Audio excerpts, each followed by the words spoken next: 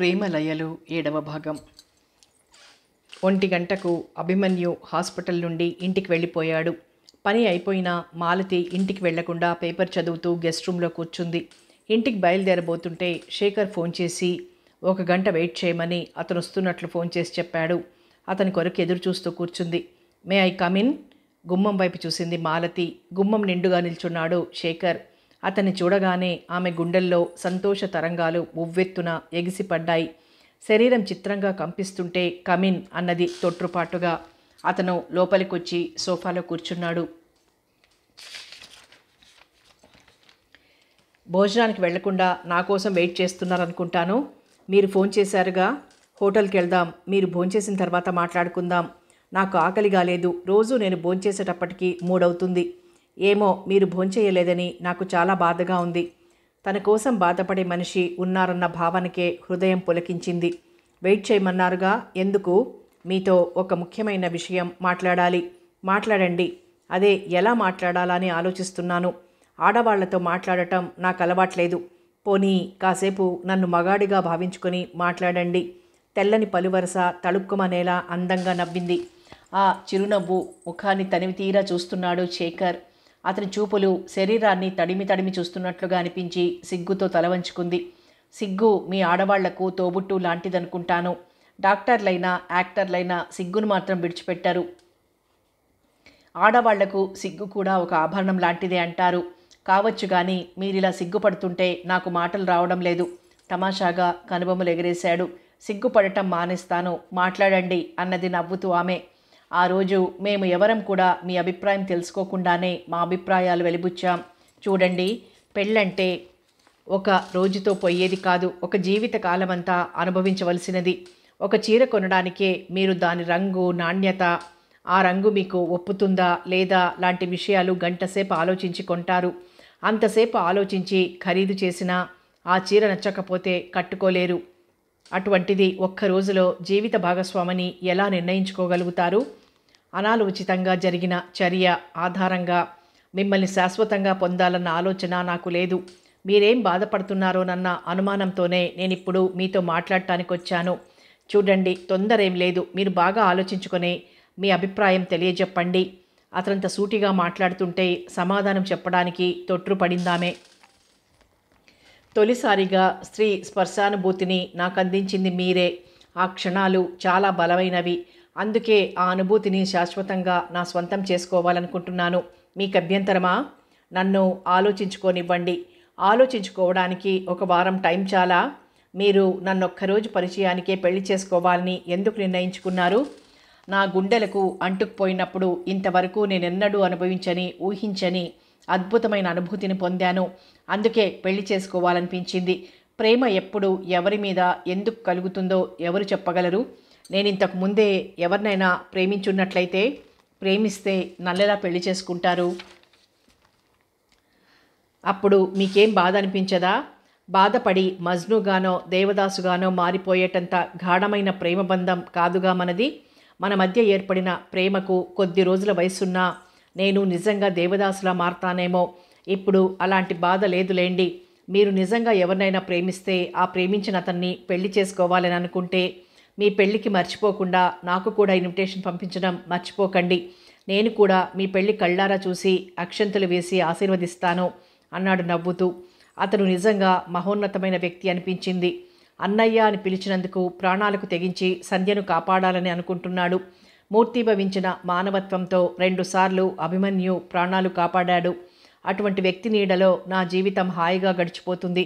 కానీ నేను అభిమన్యును ప్రేమించాను. నా శరీరం మలినం కాకపోయినా నా మనసు మలినమైపోయింది. అటువంటి మనస్సును దైవం లాంటి శేఖర్కి ఇవ్వటం తప్పు కాదా? ఎలా అవుతుంది? అభిమన్యు ప్రేమించాను. అతన్ని పెళ్లి చేసుకోవాలనుకున్నాను. నేను అతన్ని ప్రేమించాను కానీ అతడు నన్ను ప్రేమించలేదు. ఒకచోట పొందాలనుకున్న ప్రేమను అక్కడ పొందలేనప్పుడు బాధపడుతూ జీవితాన్ని చీకటి చేసుకునే కంటే ఆ ప్రేమను మరో చోట పొందడానికి ప్రయత్నించి జీవితంలో వెలుగు నింపుకోవడం మంచిది కదా. అభిమన్యు మనసారా నన్ను అమ్మా అని పిలిచిన క్షణంలోనే అతని పట్ల నాకున్న ప్రేమ రూపాన్ని మార్చుకుంది. కాదు, ఆ పిలుపే రూపాన్ని మార్చి అతన్ని నాకు తోబుట్టువును చేసింది. అటువంటప్పుడు నా మనసు మలినం ఎలా అవుతుంది? అందం, వయస్సు అన్నిటికీ మించిన మంచి మనసున్న మనిషి. నన్ను పెళ్లి చేసుకుంటానని తనకు తానుగా చెబుతుంటే ఆలోచించుకోవాలనుకోవడం మూర్ఖత్వమే అవుతుంది. నరేష్కు, అభిమన్యుకు చేరువ కాలేకపోయాను. ఇందుకేనేమో. కులం, మతం ఏదీ తెలుసుకోకుండా మాటిస్తే నాన్నగారేమంటారో. ఒకవేళ కాదంటే అలా ఎందుకు జరుగుతుంది? నాన్నగారు చదువు, సంస్కారం ఉన్న మనిషి. నా మనసును అర్థం చేసుకుని శేఖర్తో నా పెళ్లి జరిపిస్తారన్న నమ్మకం నాకుంది. నా అంగీకారం తెలిపితే అమ్మో, ఆ తర్వాత ఏం జరుగుతుందో. సమయానికి అభిమన్యు కూడా లేడు. ఏమిటంత సీరియస్గా ఆలోచిస్తున్నారు? అబ్బే, ఏం లేదు. తొందర ఏమీ లేదు. నిదానంగానే చెప్పండి. అసలు విషయం మర్చిపోయాను. మీరు ఎవరినైనా ప్రేమించారా? అవును. ఆ అదృష్టవంతుడెవరు? ఒక నిజాన్ని చెప్పి ఒక మనిషిని బాధ పెట్టడం కంటే ఒక అబద్ధం చెప్పైనా ఆ మనిషిని సంతోష పెట్టడం మంచిది. అయినా తప్పు చేయకుండానే నేను ఎందుకిలా భయపడుతున్నాను? అమ్మ నాన్నగారిని ప్రేమించాను. స్నేహితుడిగా అభిమన్యుని ప్రేమించాను. జీవిత భాగస్వామిని మాత్రం నిన్నటి నుండే ప్రేమిస్తున్నాను అంది చిరునవ్వుతో. ఆమె మాటలకు అతని హృదయం స్పందించింది. ఆమె చేతిని అందుకుని తన పెదవులు కాంచుకున్నాడు. ఆమె అభ్యంతరం చెప్పలేదు. Malathi, I love you, I want you. Shekhar ఆమెకు దగ్గరగా జరిగాడు. ఆమె ముఖాన్ని రెండు చేతులతో పట్టి వెనక్కి వంచి అదిరే ఆమె పెదవులను గాఢంగా చుంబించాడు. నువ్వు నాకు కావాలి. అడగకుండానే అందుకున్నారుగా. ప్రేమ విషయంలో మాత్రం ఇవ్వటం కంటే తీసుకోవటంలోనే ఆనందముంది. నేనెంత అదృష్టవంతుణ్ణి. ఆమె కనురెప్పలు క్రిందికి వాలాయి. ఆమె తల మీద మృదువుగా ముద్దు పెట్టుకున్నాడు. ఇలా చూడు. అతని మెడ మీద తలాంచింది. మనసులో ఏవో మధురమైన ధ్వని తరంగాలు. ఆమె చూపుల్ని అతని చూపులు తాకుతున్నాయి. మాలతి, మనస్ఫూర్తిగా ఇష్టపడే నన్ను పెళ్లి చేసుకోవాలనుకుంటున్నావు కదూ? ఆమె అతని ప్రశ్నకు సమాధానం చెప్పకుండా అతనికి మరింత దగ్గరగా జరిగి పెనవేసుకుపోయి తన శరీరానికి గట్టిగా హత్తుకుంది. అతని చేతులు ఆమె చుట్టూ బిగుసుకున్నాయి. ఆమె చేతుల్లో అతని కౌగిలిలో అమరినట్టుగా ఆమె. మీ నాన్నగారితో మన పెళ్లి విషయం నేనొచ్చి మాట్లాడాలా? ఆమె చెవిలో గుసగుసలాడాడు. అంత తొందరగా ఉందా? ఉండదా? యాపిల్ పండులా నోరూరిస్తున్న నిన్ను చూస్తుంటే నమిలి మింగేయాలనిపిస్తుంది. అలా చేయడానికి నువ్వేమంటావోనని భయంగా ఉంది. అందుకే పెళ్లి చేసుకుని లైసెన్స్ సంపాదిస్తే ఎలాంటి అభ్యంతరం ఉండదుగా. పోండి అన్నది గారంగా. నా కులం, మతం అన్నీ సరిపోయాయో లేదోనని ఉదయమే ఫోన్ చేసి అడిగి తెలుసుకున్నాడు అభిమన్యు. మీ నాన్నగారితో మాట్లాడడానికి అన్నీ సరిపోయాయి కాబట్టి అభిమన్యు మీ నాన్నగారితో మాట్లాడతానన్నాడు. లేకపోతే మా డాక్టర్ అమ్మకు ఇప్పుడప్పుడే పెళ్లి చేసుకోవాలని లేదంట. మీరు వేరే సంబంధం చూసుకోండి అని ముఖం మీదనే చెప్పేవాడు అన్నాడు నవ్వుతూ శేఖర్. అభిమన్యు గారు ఈ విషయాలన్నీ ముందే మాట్లాడారా? నా చిన్నతనం నుండి ఇప్పటి వరకు గల వివరాలన్నీ గంటసేపు చెప్పించుకున్నాడు ఫోన్లో. పాపం, నువ్వు సంతోషంగా సుఖంగా ఉండాలని అతని కోరిక. ఎక్కడ అపశృతి పలుకుతుందోనని భయం. తను బాధ్యత తీసుకున్నందుకు ఎక్కడ పొరపాటు జరగకూడదని అతని ఉద్దేశం. స్నేహానికి మారు పేరు లాంటివాడు అభిమన్యు. మీ వాళ్ళు సమ్మతిస్తారా మన పెళ్ళికి? మాలతి, 30 సంవత్సరాల వయసొచ్చినా నేనెందుకు పెళ్లి చేసుకోకుండా ఆగానో తెలుసా? మా నాన్నగారు చిన్నతనంలోనే చనిపోయారు. ఆస్తి దాయాదుల వారి పాలు కాకుండా ఎన్నో కష్టాలు కోర్చుకుని మా అమ్మ నన్ను కళ్ళల్లో పెట్టుకుని పెంచింది. భర్త పోవడం, నేనొక్కడినే కొడుకుని కావడం మూలంగా నా పట్ల అమితమైన ప్రేమను పెంచుకుంది. ఒక్కరోజు నేను కనిపించకపోతే ఆమె మాతృహృదయం తల్లడిల్లిపోతుంది. అటువంటి మా అమ్మకు 4 సంవత్సరాల క్రితం పక్షవాతం వచ్చింది. 2 సంవత్సరాలు అలాగే ఇంట్లోకి బయటికి తిరుగుతూ తన పనులు తాను చేసుకోగలిగింది. 2 సంవత్సరాల నుండి పూర్తిగా మంచంలోనే ఉంటున్నది. ఆమెకు తల్లినై అన్ని పనులు నేనే చేస్తున్నాను. పెళ్లి చేసుకుంటే నా భార్య ఆమెను సరిగ్గా చూస్తుందో లేదో, చూడకపోతే నేను భరించలేను. మా మధ్య కలతలు రేగుతాయి. తన మూలంగానే మా మధ్య కలతలు రేగాయని మంచంలో ఉన్న అమ్మ బాధపడుతుంది. అందుకే అమ్మ ఉన్నంత వరకు పెళ్లి చేసుకోకూడదనుకున్నాను. అమ్మ నా పెళ్లి చూడాలని తప్పించిపోతున్నది. అనుకోకుండా నీ పరిచయం ఇలా మారింది. నాకున్నది అమ్మొక్కతే. నేనెవరిని పెళ్లి చేసుకున్నా ఆమెకు అభ్యంతరం లేదు. కానీ పెళ్లి మాత్రం చేసుకోవాలి, అంతే. నా నుండి ఎటువంటి అభ్యంతరం లేదు. నీ నుండి కూడా అభ్యంతరం లేదని చెప్పాడు అభిమన్యు. నాన్నగారు ఎలాంటి అభ్యంతరం చెప్పరు. మాలతి, నన్ను పెళ్లి చేసుకోబోయే ముందు మరో విషయం కూడా బాగా ఆలోచించుకో. మంచంలో ఉన్న మా అమ్మగారు ఎంతకాలం బ్రతుకుతారో తెలియదు. ఆమె బ్రతికున్నంతకాలం ఆమెను అత్తలా కాకుండా అమ్మలా చూసుకోవాలి. ఆమె మనసు బాధపడితే మాత్రం నేను భరించలేను. మా అమ్మ మనస్సును నొప్పించకుండా ఉంటే చాలు. నిన్ను భార్యలా కాదు, నా పాలిట దేవతలా చూసుకుంటాను. నీకు రుణపడి ఉంటాను. మీ అమ్మగారి మనస్సును ఏ పరిస్థితుల్లోనూ నొప్పించను. అంతేకాదు, ఆమెకు ట్రీట్మెంట్ ఇచ్చి కొంతవరకైనా ఆమె ఆరోగ్యం మెరుగుపడేలా చూస్తాను. మీరు నన్ను ఆమెకు కోడలిగా చేసినందుకు ఆమె గర్వపడేలా చూసుకుంటాను. నా మాట నమ్మండి. మాలతి ఆమెను అనురాగంగా ఆప్యాయంగా గుండెలకు హత్తుకున్నాడు. ఇంతకంటే కృతజ్ఞత ఎలా చెప్పాలో నాకు అర్థం కావడం లేదు. నేను మీ నుండి కోరుకునే వరం కూడా ఇదే అన్నది అతనికి మరింత హత్తుకుపోతూ. Thank you Malathi. ఎందుకో చెప్పలేను. చిరునవ్వుతో అతని ముఖంలోకి చూసింది మాలతి. ఇక నేను వెళ్ళనా? ఆ కొద్ది సంబంధానికే అతను వెళ్తానంటే ఎంతో బాధ అనిపించింది మాలతికి. మళ్ళీ ఎప్పుడొస్తారు? అప్రయత్నంగా అన్నది. మీ నాన్నగారితో పెళ్లి విషయాలు మాట్లాడడానికి మంచి రోజు చూసుకొని వస్తాను అన్నాడు నవ్వుతూ. భోంచేసి వెళ్దురు గాని భోంచేయకూడదు, ముహూర్తం పెట్టే వరకు చిలిపిగా కన్ను కొట్టాడు. ఇద్దరు ఆ రూమ్లో నుండి బయటకొచ్చారు. అతనితో కలిసి నడుస్తుంటే అవ్యక్తమైన ఆనందంతో మనసు నిండిపోయింది. బస్టాప్ వరకు మాట్లాడుకుంటూ ఇద్దరు నడిచొచ్చారు. శేఖర్ ఎక్కిన బస్సు కదిలి వెళ్ళిపోయేంత వరకు అలాగే నిలబడింది. అభిమన్యు, మురళి, శేఖర్ ముగ్గురు కలిసి భీమ్లీలో అంకిత వాళ్ళ ఇంటి దగ్గర కూర్చున్నారు మాట్లాడుకుంటూ. అంకిత వాళ్ళ నాన్నగారు, బాబు కూడా అక్కడే ఉన్నారు. అన్నయ్య, సంధ్య ఈ ఇంట్లోనే ఉంది అన్నది అంకిత. నమ్మకమేనా అన్నాడు అభిమన్యు. అక్కడ లేకపోతే తప్పకుండా ఇక్కడే ఉంటుంది. బాబు, నిన్న సాయంత్రం అన్నపూర్ణాదేవి గారిని చూశాను నేను అన్నాడు తాత. ఎక్కడ చూసావు తాత? కారులో నుండి దిగి లోపలికి వెళ్ళారు. మళ్ళీ కొద్దిసేపు అయిన తర్వాత బయటకొచ్చి అదే కారులో ఎక్కారు. వారెక్కగానే కారు వెళ్ళిపోయింది. అభిమన్యు, మనం అనుకున్నట్లుగా సంధ్య ఇక్కడ లేదు. ఎందుకంటే సంధ్యను అన్నపూర్ణాదేవి గారిని వేరువేరు చోట్లలో ఉంచడు. వాళ్ళిద్దరిలో ఎవరు బయటికి వచ్చినా ఆ రాజేంద్ర ప్రసాద్ను కటకటాల వెనక్కి పంపుతారు. అందుకని ఇద్దరిని బయటికి రానివ్వడు.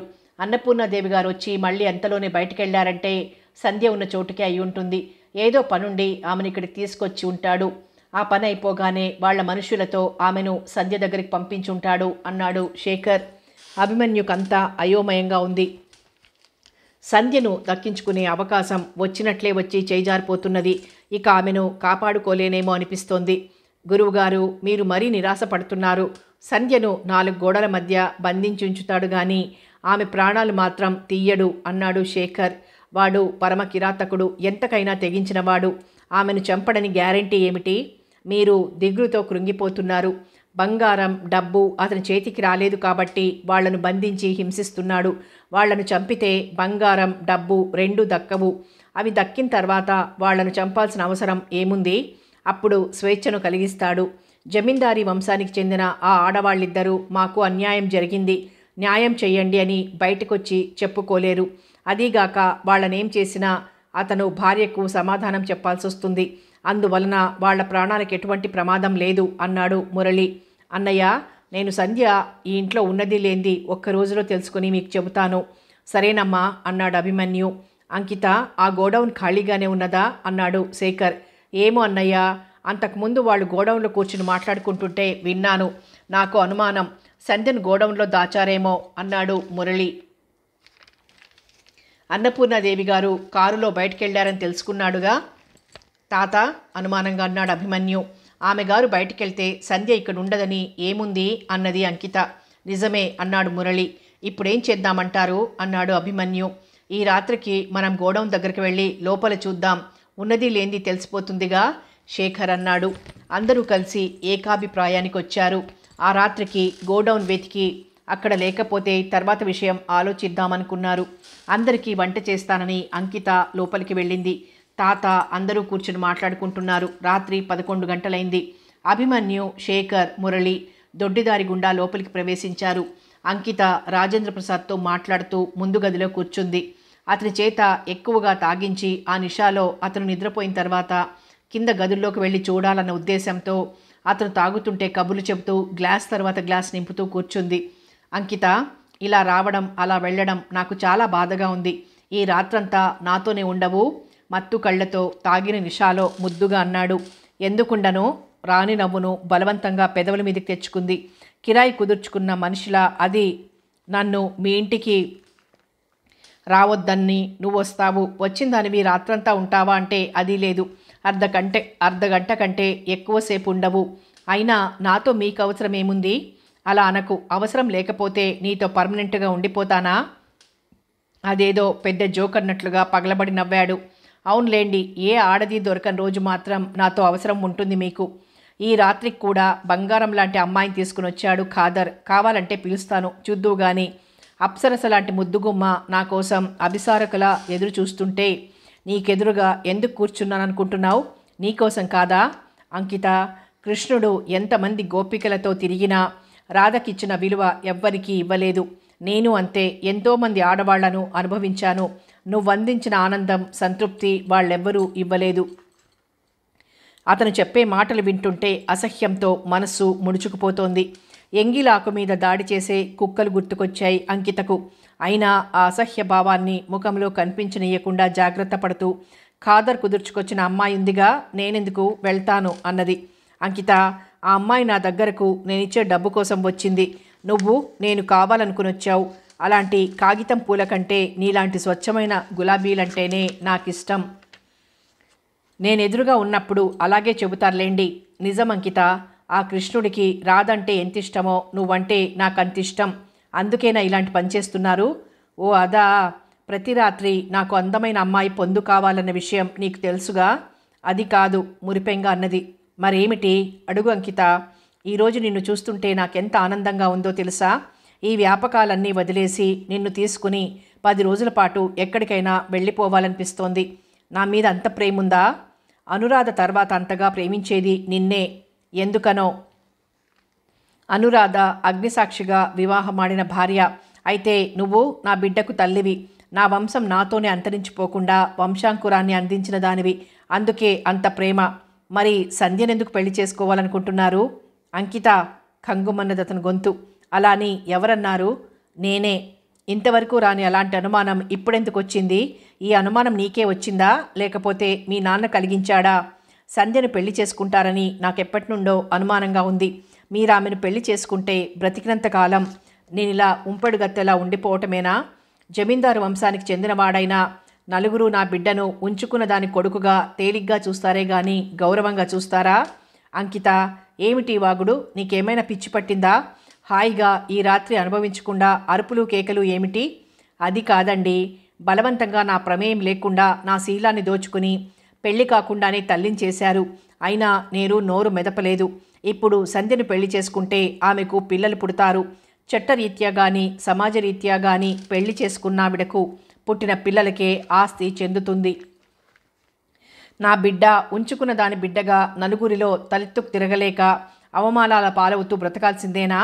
నీ గోల నీదే గాని నా మాట వినిపించుకోవేం? ఏం వినిపించుకోమంటారు? నేను సంధ్యను పెళ్లి చేసుకుంటాను, నువ్వు చూస్తూ ఉండు అంటారు. అంతేగా. నేనెవరిని పెళ్లి చేసుకోవటం లేదు. నమ్మకం ఏమిటి? నమ్మకపోతే నీ కర్మ. నేనేం చేయగలను? బాబుకు కొంత ఆస్తి రాసివ్వండి. ఏమిటి మొండితనం? బాబు నాకు పుట్టిన కొడుకు కాదా? వాడికి పెట్టక ఇంకెవరికి పెడతాను? ఈ రోజన్నమాట రేపుంటుందన్న నమ్మకం ఏమిటి? నోర్మొయ్. ఇంతవరకు నాకు జరిగిన అన్యాయానికి నోరు మూసుకునే ఉన్నాను. నా బిడ్డకు అన్యాయం జరిగితే మాత్రం నోరు మూసుకొని ఉండలేను. ఏం చూసి సంధ్యను పెళ్లి చేసుకుంటాను అనుకుంటున్నావు? అందరూ అనుకునేదే నేను అనుకుంటున్నాను. ఏమనుకుంటున్నారు?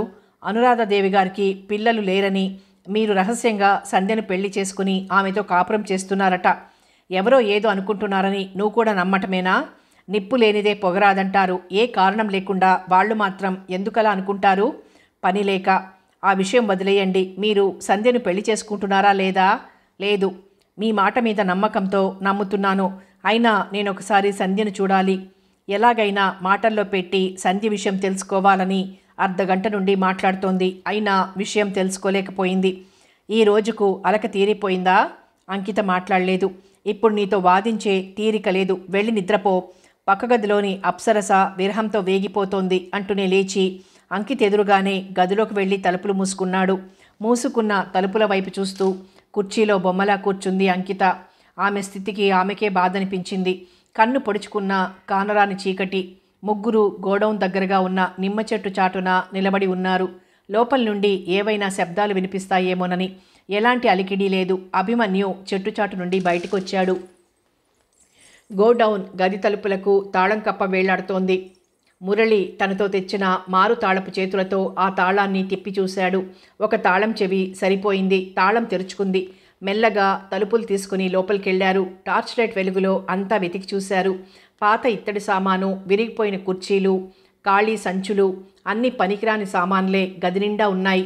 ఆ గది మధ్యనున్న ద్వారంలో నుండి రెండో గదిలోకి వెళ్ళారు.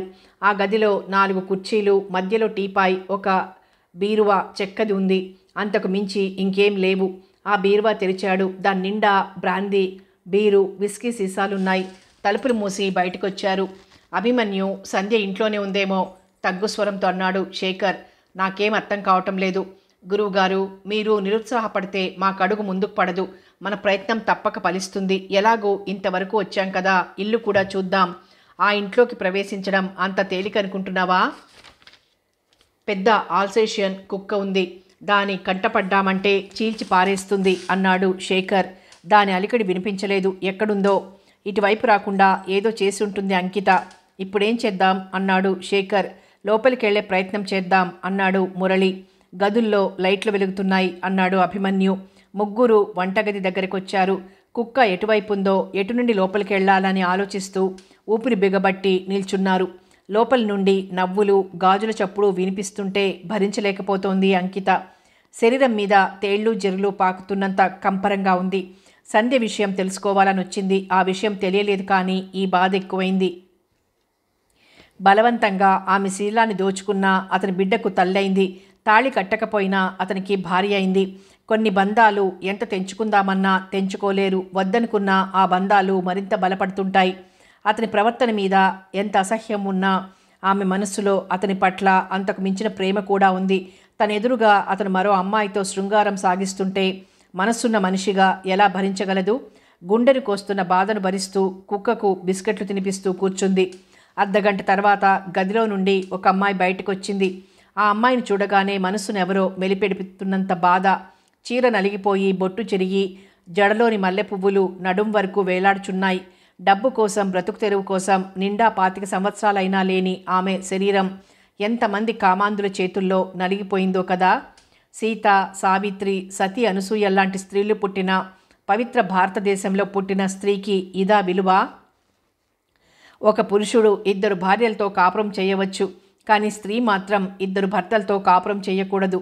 మగాడు విచ్చలవిడిగా తిరిగితే అది అతని గొప్పతనానికి నిదర్శనం. ఆడది బ్రతుకు తెరువు కోసం శరీరాన్ని అమ్ముకుంటే ఆమె పతిత, వ్యభిచారి, తిరుగుబోతు. ఏమిటి న్యాయం? తరాలు, యుగాలు మారినా స్త్రీజాతి మనుగడ మాత్రం ఎలాంటి మార్పు లేదు. పురుషాధిపత్యం రాజ్యమేలుతున్న మన దేశంలో ఈ పరిస్థితి మారదు. తనను చూసి తానే జాలిపడుతున్న స్థితిలో ఆమెను గురించి ఇంకేం జాలిపడగలదు? ఆ అమ్మాయిని చూసి ఇలా అనుకుంటూ అంకిత జాలి పడుతుంటే, అంకితను చూస్తూ ఆ అమ్మాయి ఇంకో విధంగా బాధపడుతోంది.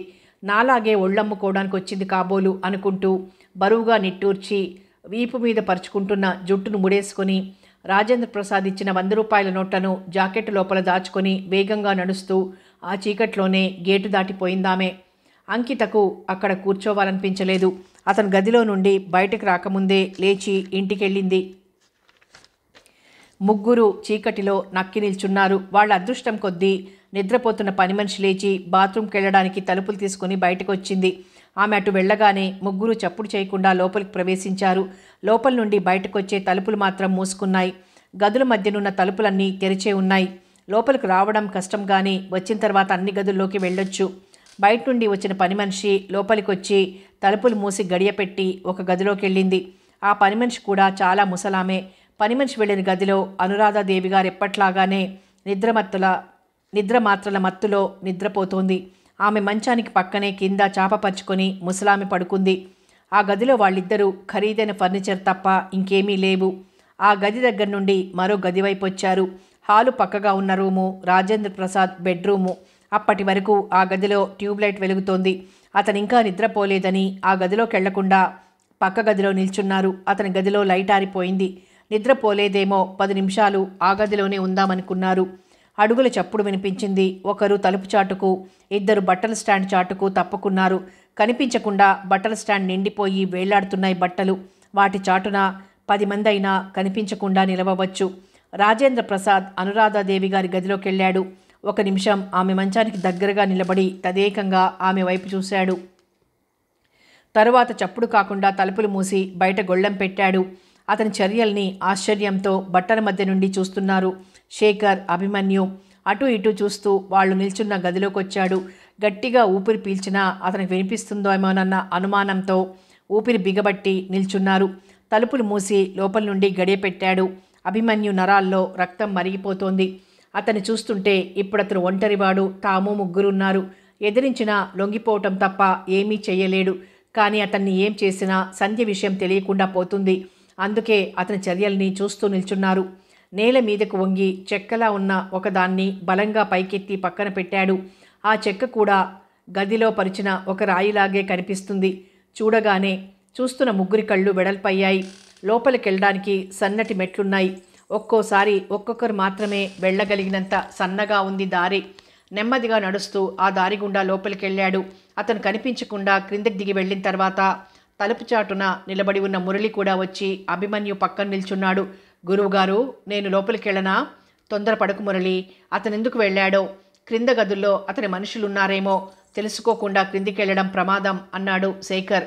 వెళ్ళి చూడకపోతే సంధ్య ఇక్కడుందో లేదో ఎలా తెలుస్తుంది? చిన్నగా అన్నాడు అభిమన్యు. సంధ్యను చూడాలని అతని హృదయం తల్లడిల్లిపోతోంది. అతను మరో అర్ధగంట తర్వాత అయినా బయటకు వస్తాడు కదా. వచ్చి అతని గదిలోకి వెళ్ళిన తర్వాత మనం వెళ్దాం. మార్గం తెలిసిందిగా తగ్గు స్వరంతో అన్నాడు శేఖర్. మౌనంగా అలాగే నిల్చున్నారు. ఇంతలో లోపల నుండి మాటలు వినిపించాయి. బాబా, ఎందుకిలా మమ్మల్ని హింసిస్తావు? అరక్షణంలో అర్థమైంది ఆ గొంతు సంధ్యదని. ఆమె గొంతు వినిపించగానే ఎడారిలో గమ్యం తెలియని బాటసారికి దారి కనిపించి చల్లటి నీరు దొరికితే ఎంత హాయిగా ఉంటుందో అంత హాయి అనిపించింది. అతని ముఖం దీప్తివంతం కావటం గమనించిన శేఖర్ చిరునవ్వుతో అభిమన్యు భుజం మీద చేయి వేశాడు. డబ్బు కోసం నువ్వు మా ప్రాణం తీసినా ఆ డబ్బు బంగారం మాత్రం నీకు దక్కనివ్వను. అది చూస్తాను. ఇప్పటి వరకు చూస్తూనే ఉన్నావుగా. సంధ్య, జాలి తలిచిన కొద్దీ మరింతగా రెచ్చిపోతున్నావు. నీకు 24 గంటలు టైం ఇస్తున్నాను. ఈ టైం లోపల బాగా ఆలోచించుకో. బంగారం, డబ్బు ఎక్కడ దాచావో చెప్పు. అవి నాకందిన మరుక్షణం నీకు మీ అమ్మకు స్వేచ్ఛ లభిస్తుంది. అంతేకాదు, నీ పేరుతో మీ నాన్నగారు రాసి రిజిస్టర్ చేయించిన ఆస్తిపాస్తులన్నీ నీకే చెందుతాయి. 1 కోటి రూపాయల ఆస్తులు నీకే వదిలేస్తాను. ఆ డబ్బుతో నీకు నచ్చిన వ్యక్తిని పెళ్లి చేసుకుని హాయిగా ఉండొచ్చు. ఆ ఆస్తి నువ్వు ఇచ్చేదేమిటి? మా నాన్నగారు బ్రతికుండగానే నా పేరుతో రాసి రిజిస్టర్ చేయించారు. అది నువ్వు కాజేయాలన్నా కాజేయలేవు. అందుకే నాకేదో ఉదారంగా ఇస్తున్నట్లు మాట్లాడుతున్నావు. నేను తలుచుకుంటే ఆస్తి మొత్తం నా స్వంతం చేసుకోగలను. అలా అనుకుని తృప్తిపడు. అంతేగాని ఆ పని నువ్వెప్పుడూ చెయ్యలేవు. నేను సంతకం పెట్టందే 1 రూపాయి కూడా నువ్వు తీసుకోలేవు. నేను బ్రతికుండగా సంతకం పెట్టను మొండిగా అన్నది. నువ్వు ఆడదానివి కాదు, దెయ్యానివి. అందుకే దెయ్యాల బంగళాలో కూడా భయం లేకుండా ఉండగలిగాను. నేను ఎలాంటి మొండిదాన్నో అర్థమైంది కదా. చావునైనా తెగిస్తాను కానీ నీకు మాత్రం అవి దక్కనివ్వను. పేదలకైనా పంచిపెడతాను కానీ పైసా అయినా నీకు చెందనియ్యను. నువ్వు అలాంటి దానివని నాకు తెలుసు. అంతేకాదు, నీలాంటి పొగరబోతు గొడ్డును ఎలా ఆడించాలో కూడా తెలుసు. నేనిచ్చిన గడువు లోపల నీ నిర్ణయం మార్చుకొని నా దారికి రాకపోతే ఆ తర్వాత ఫలితాన్ని దారుణంగా అనుభవించవలసి ఉంటుంది. నేను ధైర్యానికి సాహసానికి నెలవైన జమీందారీ వంశంలోని దాన్ని. ప్రాణాలకు భయపడి నువ్వు చెప్పినట్లు ఆడే పిరికిదాన్ని మాత్రం కాను. ఆ విషయం నువ్వు గుర్తుంచుకోవడం మంచిది. ఏం చేసినా భయపడని దాన్ని. ఇప్పుడు భయపడతానని ఎలా అనుకుంటున్నావు? బాబు, సంధ్య చిన్నపిల్ల. ఎవరితో ఆడుకోవాలో ఎవరితో ఆడుకోకూడదో కూడా తెలుసుకోలేని అమాయకురాలు. దాని మీద పగ తీర్చుకోవద్దు బాబు. నా మాట నమ్ము. అవి ఎక్కడ దాచిపెట్టిందో నేను నిదానంగా తెలుసుకొని మొత్తం నీకు అప్పగిస్తాను. దాన్నేం చెయ్యకు బాబు. ఎంతకాలం మాకీ నిర్బంధం? నీ నీడలో ఉన్నవాళ్లం నిన్ను కాదని ఎదిరించి ఎక్కడికి పోగలం? నిదానంగా డబ్బు, బంగారం అన్నీ నీకే ఇస్తాను. కొడుకువైనా అల్లుడువైనా నువ్వేగా బాబు. మీ మంచితనం మూలంగానే ఇంతవరకు నీ కూతుర్నేమీ చేయలేకపోయాను. ఆమెకు తోడుగా మిమ్మల్ని కూడా ఇలా ఉంచవలసి వచ్చినందుకు బాధపడుతున్నాను. పెద్దదాన్ని, దాని మాటలు పట్టించుకోవద్దు బాబు. నీకు అప్పజెప్తానన్న బంగారం, డబ్బు అన్నీ నీకే అప్పజెపుతాను. మమ్మల్ని స్వేచ్ఛగా ఉండనివ్వు. నీ కూతురు ఆడపులి లాంటిది అత్తగారు. బోన్లో నుండి బయటకు వదిలేస్తే నన్నే మింగివేయాలనుకుంటుంది. నాకు చెప్పటం లేదు బాబు. లేకపోతే ఎప్పుడో వాటిని నీకు అప్పగించేదాన్ని. సంధ్య, చివరిసారిగా చెప్తున్నాను, మీ అమ్మగారి మాటలు విన్నావు కదా, ఆలోచించుకో. నేను చెప్పిన గడువు లోపల అప్పచెప్పకపోతే నువ్వు నాకు రెండో భార్య అవుతావు. బాబు, దాని వయసు ఏమిటి, నీ వయసు ఏమిటి? మీరు మాట్లాడకండి. ఈ విధంగా డబ్బు బంగారం సంపాదించుకోలేకపోతే ఆ విధంగా సంపాదిస్తాను. అనురాధకు పిల్లలు లేరు కాబట్టి పిల్లల కొరకు నిన్ను పెళ్లి చేసుకున్నానని అనుకుంటారు ఊరివాళ్ళు. ఆ విధంగా నువ్వు, నీతో పాటు ఆస్తి నా స్వంతం అవుతాయి. ఇన్ని రోజుల నుండి ఈ ఆలోచన రాలేదు నాకు. లేకపోతే ఎప్పుడో నీ మెడలో 3 ముళ్ళు వేసేవాడిని. చచ్చినట్లు కట్టిన తాళిని తెంచుకోలేక నేను చెప్పినట్లు వినేదానివి. ఇంతకాలానికి అంకిత ఒక మంచి పనిచేసింది. నిన్ను పెళ్లి చేసుకుంటానేమోనన్న అనుమానాన్ని బయటపెట్టి నిన్ను పెళ్లి చేసుకోవాలన్న ఆలోచనను కలిగించింది. ఒక్క దెబ్బకు 2 పిట్టలన్నట్టుగా ఆస్తి, అందం దక్కుతాయి. ఆలోచించుకో. ఆ తర్వాత మాటలు వినిపించలేదు. అతను పైకొస్తున్నట్లుగా అడుగుల చప్పుడు వినిపించింది. రాజేంద్ర ప్రసాద్ పైకొచ్చి చెక్క పలకతో మెట్ల ద్వారాన్ని మూసి తలుపులు దగ్గరగా లాగి అనురాధాదేవి గది తలుపులు గడి తీసి తన గదిలోకి వెళ్ళి పడుకున్నాడు. అతను నిద్రపోయాడని నిర్ధారణ చేసుకున్న తర్వాత ముగ్గురు బట్టల స్టాండ్ చాటు నుండి బయటకొచ్చారు. శేఖర్ చెక్క పలకం తీసి పక్కన పెట్టాడు. ముగ్గురు ఒకరి తర్వాత ఒకరు కిందికెళ్లారు. వీళ్ళని చూసిన ఆనందంతో ఆమె గొంతు పూడుకుపోయింది. అన్నయ్య అంటూ శేఖర్ గుండెల మీద వారిపోయింది ఏడుస్తూ. ముందు మనం ఇక్కడి నుండి బయటికెళ్ళాలి, మిగతా విషయాలన్నీ తర్వాత మాట్లాడుకుందాం అన్నాడు శేఖర్ అనునయంగా ఆమె తల నిమురుతూ. అందరూ నిదానంగా పైకొచ్చారు. ఎప్పట్లాగే చెక్కను మూసి దొడ్డిదారి గుండా బయటకొచ్చి శేఖర్ వాళ్ళ ఇంటి దగ్గర కూర్చున్నారు. అప్పటికే టైము తెల్లవారుజామున 4 గంటలు కావస్తోంది. అన్నయ్య, అభిమన్యు గారు నీకు తెలుసా అన్నదామె. నీకోసం శ్రమపడి వెతుక్కొచ్చానమ్మా అన్నాడు శేఖర్ హాస్యంగా. అభిమన్యు గారి ప్రాణాలు 2 సార్లు కాపాడి నీకోసం నీ అన్నయ్య ఇక్కడి వరకు తీసుకొచ్చాడమ్మా అన్నాడు మురళి. సిగ్గుతో ఆమె ముఖం ఎర్రబడింది. బాబు, ఏ తల్లి కన్నబిడ్డలో మీరు మా కోసం ఇంత సాహసం చేశారు. పెద్దదానిగా మీకు నమస్కరించకూడదని ఆశీర్వదిస్తున్నాను బాబు అంది ఆనందాతిశయంతో అన్నపూర్ణాదేవి గారు. తెల్లవారే వరకు మాట్లాడుకుంటూనే కూర్చున్నారు అందరూ. తాత, అంకిత కూడా వచ్చారు వాళ్ళ దగ్గరికి. అన్నయ్య పిలిచింది అంకిత. ఏమిటమ్మా అన్నాడు అభిమన్యు. అంకిత తలెత్తి అభిమన్యు ముఖంలోకి చూసింది. నీళ్లు నిండిన ఆమె కళ్ళను చూడగానే చాలా బాధనిపించింది అతనికి. ఎందుకమ్మా బాధపడుతున్నావు? ఏం జరిగింది? అన్నయ్య, నాకో మాట ఇవ్వగలవా? ఏమిటమ్మా? నువ్వేదడిగినా ఈ అన్నయ్య కాదనడమ్మా. అతనెంత దుర్మార్గుడైనా నా బాబుకు తండ్రి. మీరతన్ని ఏమీ చెయ్యొద్దు, జైలుకు పంపించొద్దు అన్నది ఏడుస్తూ అంకిత. అంకిత, ఏమిటి నువ్వనేది? మా బావ నీ బాబుకు తండ్రా? ఎలా జరిగింది? ఆశ్చర్యంగా అడిగింది సంధ్య. మీ బావగారెంత దుర్మార్గుడో మనకు తెలియందేముంది. కన్నెగానే ఆమెను తల్లి చేసుంటాడు అన్నది అన్నపూర్ణాదేవి గారు. అంకిత, నీ విషయం నాకు తెలుసు. నేను నీకు స్నేహితురాల్ని. అక్కకు నువ్వు అన్యాయం చేశావని నేనెప్పుడూ అనను. బాబుకు నీకు న్యాయం జరిగేలా చేస్తాను అన్నది సంధ్య నిండు మనసుతో. నన్ను క్షమించగలవా సంధ్య? ఏం తప్పు చేశావని అంకిత? నువ్వు కూడా అక్కతో పాటు అక్కగారింట్లోనే ఉండాలి, అది మా అందరి కోరిక అన్నది సంధ్య. అంకిత మాట్లాడలేదు. రాజేంద్ర ప్రసాద్ను పోలీసులకు అప్పచెప్పాలనుకున్నారు. కానీ అంకిత ముఖం చూసి ఆ పని చెయ్యలేకపోయారు. ఆ ఉదయమే అందరూ కలిసి రాజేంద్ర ప్రసాద్ ఇంటికెళ్లారు. వాళ్లతో పాటు వచ్చిన సంధ్యను అన్నపూర్ణాదేవి గారిని చూసి కంగు తిన్నాడు. నోరు మెదపడానికి ధైర్యం చాలేదు. మిస్టర్ రాజేంద్ర ప్రసాద్, నువ్వు చేసిన పనికి నిన్ను జైలుకు పంపించకుండా వదిలేశామంటే దేవత లాంటి అంకిత ముఖం చూసి శత్రువైనా నిన్ను క్షమించగలిగాం అన్నాడు శేఖర్ గంభీరంగా. బంధించిన సింహంలా లోపల వీళ్ల మీద మండిపడటం తప్ప పైకేమీ అనలేకపోయాడు. ఇంకోసారి సంధ్యకు గాని వాళ్ళమ్మగారికి గాని ఏదైనా ప్రమాదం తలపెడితే నిన్నూరికే వదలను, నీ అంతు చూస్తాను అన్నాడు అభిమన్యు. ఆస్తి కోసం ఆడవాళ్లను హింసించాలా? కష్టపడి సంపాదించుకోలేవా అన్నాడు మురళి. ఈలోగా సంధ్య, అన్నపూర్ణాదేవి గారు లోపలికెళ్ళి జరిగిన విషయాలన్నీ అనురాధాదేవితో చెప్పారు.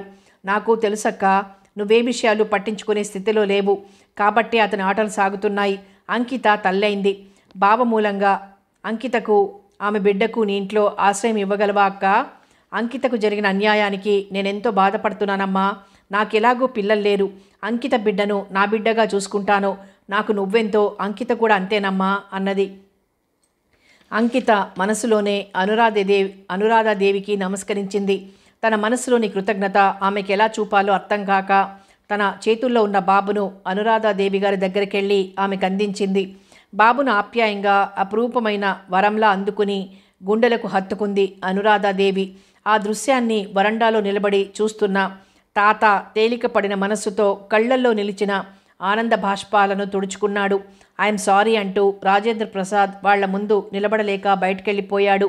సంధ్యకు, అభిమన్యుకు, మాలతికి, శేఖర్కు ఒకే కళ్యాణ వేదిక మీద ఒకే ముహూర్తానికి అత్యంత వైభవంగా పెద్దలు, స్నేహితులు సమక్షంలో పెళ్లిళ్ళు జరిగాయి. అంకిత బాబుతో పాటు రాజేంద్ర ప్రసాద్ ఇంట్లోనే ఉంటుంది. తాత మాత్రం ఆ ఇంట్లో ఉండలేక అభిమన్యు దగ్గరికి వచ్చాడు. శేఖర్ వాళ్ళమ్మగారికి ట్రీట్మెంట్ ఇప్పించడానికి వీలుంటుందని విశాఖలోనే ఇల్లద్దెకు తీసుకుని మాలతితో కాపురం పెట్టాడు. ఉదయం 7 గంటలు కావస్తోంది. కిటికీలో నుండి ఉదయ బాలభానుని నునులేత కిరణాలు వెచ్చగా ముఖాన్ని తాకుతుంటే మత్తుగా కళ్ళు తెరిచాడు అభిమన్యు.